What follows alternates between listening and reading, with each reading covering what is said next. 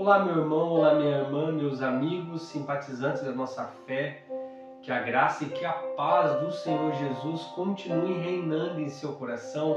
Meu lindo, que bom que você chegou nesse vídeo e hoje eu tenho uma palavra muito especial para compartilhar com você. Eu tenho certeza que será um divisor de águas na tua vida essa mensagem.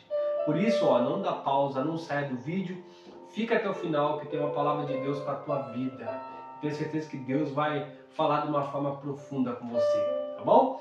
Vamos meditar um pouquinho na palavra de Deus e o texto que nós vamos caminhar por ele está lá em Lucas, capítulo 17, versículo 11. Lucas, capítulo 17, versículo 11, diz assim: E de caminho para Jerusalém, passava Jesus por meio de Samaria e da Galiléia. E ao entrar numa aldeia, saíram-lhe ao encontro 10 leprosos, que ficaram de longe e lhe perguntaram, e gritando, dizendo: Jesus, mestre, tem compaixão de nós? E ao vê-lo, Jesus disse: Vão, mostrem aos sacerdotes. E aconteceu que indo eles foram purificados. E um dos 10, vendo que foi curado, voltou, dando glória a Deus em alta voz. E se prostrou com o rosto em terra, aos pés de Jesus, agradecendo-lhe. E este era samaritano. Então Jesus perguntou: Não eram 10 que foram curados? Onde estão 9?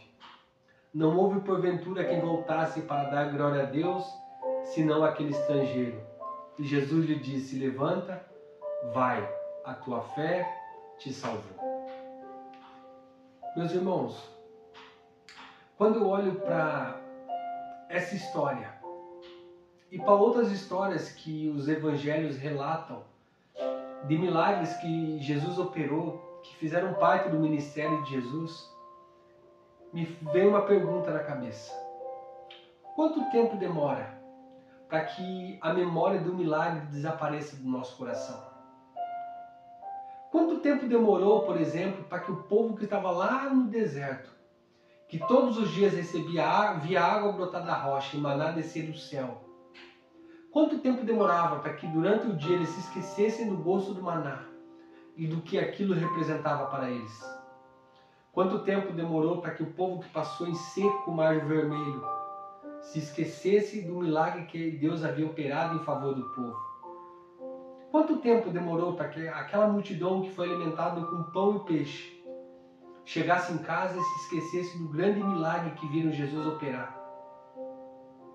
Quanto tempo demora para que você se esqueçamos do benefício, da bênção, do milagre que Deus derramou sobre a nossa vida? Eu quero dizer para você que eu cheguei à conclusão que para muitas pessoas um dia é suficiente para se esquecerem do que receberam de Deus.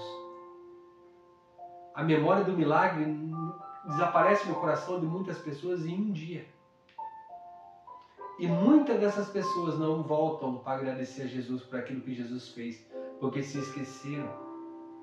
O texto que nós lemos diz que Jesus entra numa cidade chamada Samaria. Só que tudo indica que não era a rota normal que um judeu usava para chegar em Jerusalém. E Jesus está subindo para Jerusalém para a festa, uma das festas anuais dos judeus, tudo indica que seja a Páscoa. Só que Jesus desce em Samaria.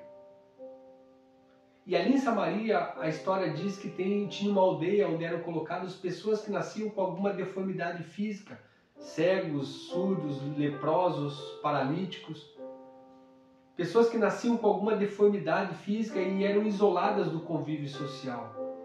Porque todo judeu, quando olhava uma pessoa com deficiência, achava que aquela pessoa era alguém amaldiçoado por Deus por ter nascido daquela forma. Tanto é que certa vez um dos discípulos pergunta para Jesus: Senhor, quem pecou? Ele ou os pais dele para que ele nascesse assim? A ponto de Jesus ter que dar uma dura no discípulo, dizendo assim: não foi ele que pecou, nem os seus pais. Ele nasceu assim, para que se manifestasse nele a glória de Deus. Então eram pessoas que já tinham participado de convívio religioso, pessoas que tinham família, só que por causa da doença foram isoladas do convívio social. E no caso específico da história que nós lemos, a lepra, hoje em dia tem cura, mas naquela época a lepra não tinha cura. Era uma doença altamente contagiosa, que não tinha cura. Todo mundo que era leproso tinha apenas um diagnóstico: a morte. Então eles estavam ali esperando a morte, porque não tinham esperança. E veja, irmãos, dos 10 leprosos aqui, 9 eram judeus e 1 samaritano. Só que samaritanos e judeus, eles não se suportavam. Só que aqui nós estamos falando de 10 homens doentes, enfermos, que quando ficaram leprosos se esqueceram de toda aquela mágoa, de toda aquela rincha que tinha um com o outro. E acabaram se juntando, se aproximando e se ajudando. Porque somente um leproso sabia que o outro leproso precisava. E aí Jesus entra ali e a Bíblia vai dizer que aqueles homens saem ao encontro de Jesus. E param de longe e começam a gritar: Jesus, Mestre, tem misericórdia de nós, se compadece de nós. Se o Senhor quiser, nós podemos ficar purificados. Leandro, por que eles param de longe? Porque esses judeus eram conhecedores da lei. Eles sabiam exatamente o que a lei dizia, que eles não podiam se aproximar de ninguém.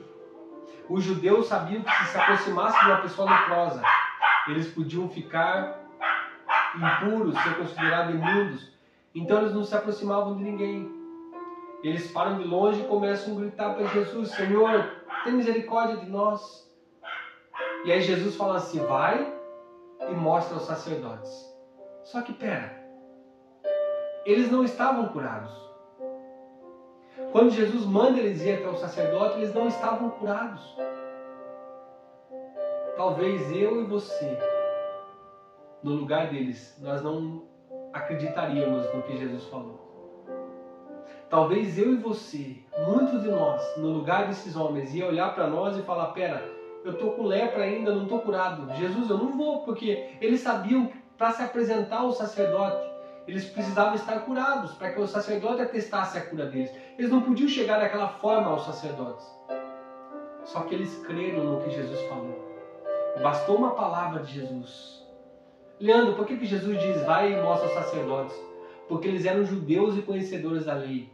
E Jesus está apontando para a lei. Jesus está dizendo assim: eu não vim para mudar a lei. Eu não vim para revogar, eu vim para cumprir a lei. Então o que a lei diz? Que o sacerdote pode atestar a cura, então vai lá e mostra ao sacerdote. E eles creram e foram.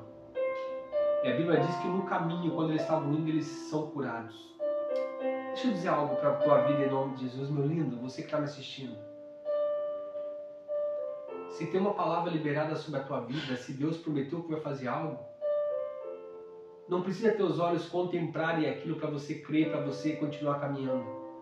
Fé é você enxergar aquilo que os teus olhos ainda não viram. Ei, Jesus quer que você dê o primeiro passo. Leandro, mas se nada acontecer no primeiro passo, dê o segundo, dê o terceiro. Continue caminhando, continue crendo. Esses homens estão curados agora no meio do caminho, só que um deles para de correr, para de caminhar até o templo e lembra que se está curado é porque alguém o curou. Enquanto aqueles 9 estão correndo para o templo para que o sacerdote ateste a cura. Eu imagino a alegria no coração deles, um olhando para o outro e dizendo assim: eu vou voltar a ter convívio com a minha esposa, com os meus filhos, com a minha família, eu vou voltar a estar junto com os religiosos. Só que aquele homem para e diz: espera, tem alguém que me curou, eu preciso voltar. E ele volta. E a Bíblia vai dizer que ele, com a voz, um tom de voz alto, tudo indica que ele está gritando novamente, como ele gritou. Só que agora não é um grito de desespero. Só que agora não é um grito de angústia, agora é um grito de gratidão. Agora é um grito de adoração. Em alta voz ele gritava e se prostrou aos pés de Jesus para o adorar. O mesmo Jesus que via o leproso de longe é o mesmo que vê de perto. O mesmo Jesus que conhece o ser humano de perto é o mesmo que conhece de longe e sabe a sua necessidade. Eu imagino no coração de Jesus aquela alegria de ver alguém voltando para agradecer. E quantas vezes nós entristecemos o coração de Deus pela nossa ingratidão. Porque Ele derrama uma bênção sobre a nossa vida, Ele opera um milagre sobre a nossa casa e nós nos esquecemos de agradecer. Jesus olha para aquele homem e diz assim, mas não eram 10 os leprosos? Cadê os 9? E o que voltou, a Bíblia diz, e este era samaritano.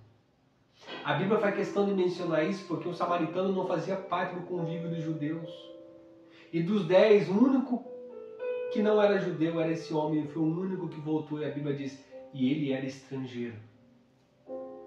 Os judeus que eram conhecedores da religião, da lei,